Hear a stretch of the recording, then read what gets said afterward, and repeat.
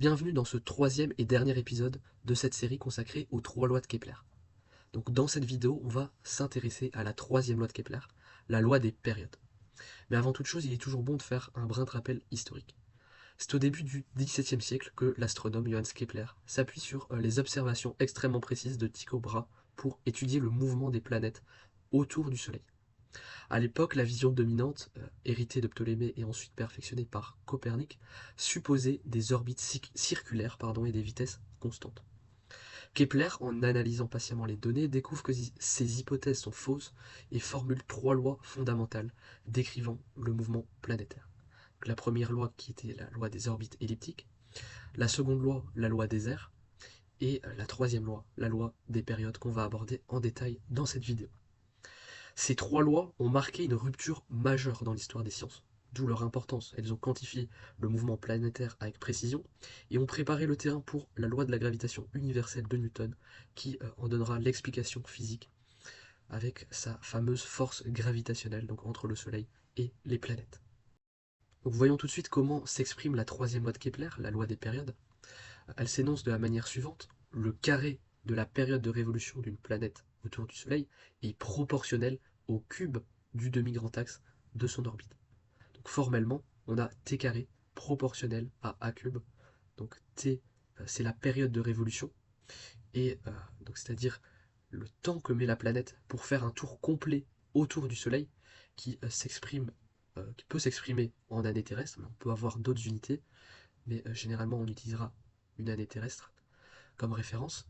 Et le petit a, c'est le demi-grand axe de l'ellipse. Donc on mesure la taille entre guillemets de l'orbite, qui est généralement exprimée en unités astronomiques. Donc une unité astronomique, c'est la distance Terre-Soleil, qui est approximée environ à 150 millions de kilomètres. Donc on aura pour toutes les planètes du système solaire la relation grand T carré sur petit a cube est égal à une constante.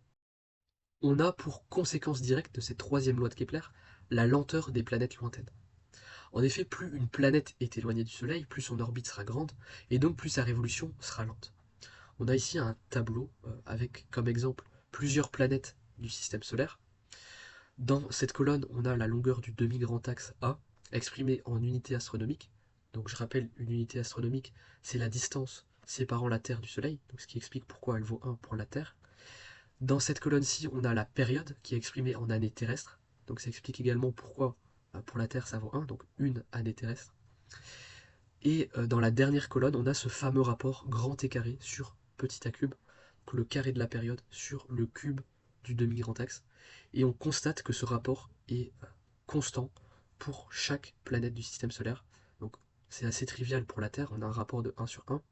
Mais si on effectue le même calcul, donc grand T carré sur petit a cube, avec par exemple Mercure, dont le demi-grand axe est de 0,39 unités astronomiques, et dont la période exprimée en années terrestres vaut 0,24 années terrestres, eh bien on retrouve ce rapport de 1 qui vaut approximativement 1, et ce rapport est constant, soit pour Mars, Jupiter, Saturne ou toutes les planètes du système solaire.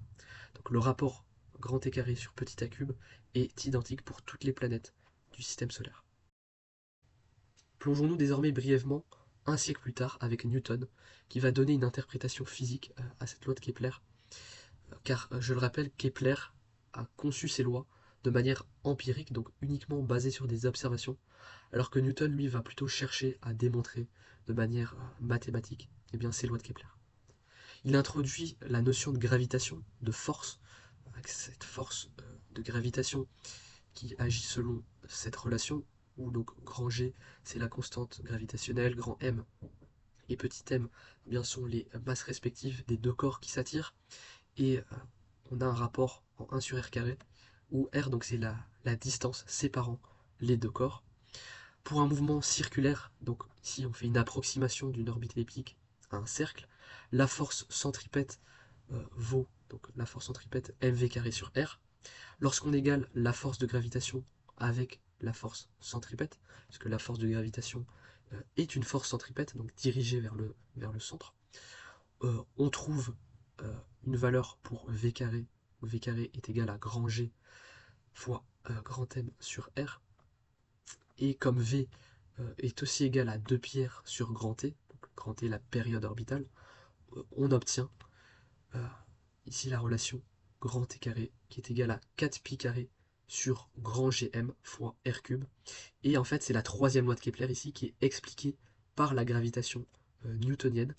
Et on voit que la constante en question, donc on avait dit dans la troisième loi de Kepler que le rapport euh, t carré sur petit a cube est égal à une constante, et bien ici, elle est donnée par 4 pi carré sur grand Gm, donc pi c'est bien sûr une constante, grand G c'est la constante de gravitation de Newton, et grand M c'est une masse, donc une constante, qui est en l'occurrence pour le système solaire, bien la masse de l'étoile, donc centrale ici, le Soleil.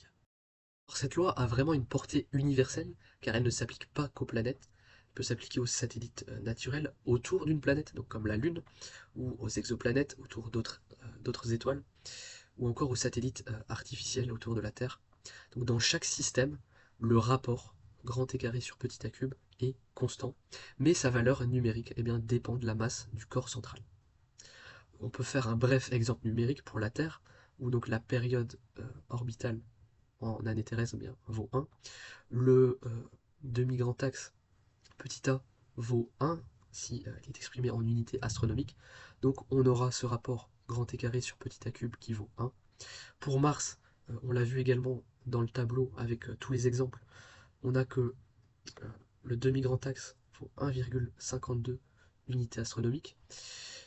Donc on en déduit que comme le rapport grand T carré sur petit a cube est constant pour toutes les planètes du système solaire et qu'il vaut 1 pour la Terre, eh bien on en déduit que la période pour Mars est égale à donc, petit a exposant 3 demi, ce qui nous donne donc 1,52 exposant 3 demi, ce qui nous donne une période exprimée en années terrestres de 1,88. Et ce résultat correspond parfaitement à la réalité.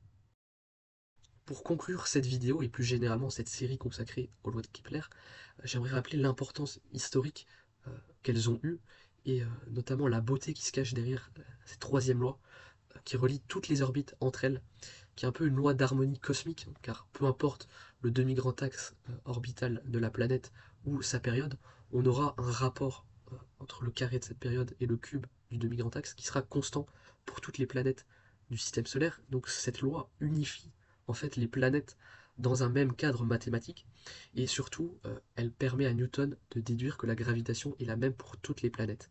Et c'est donc un pas majeur vers la physique universelle.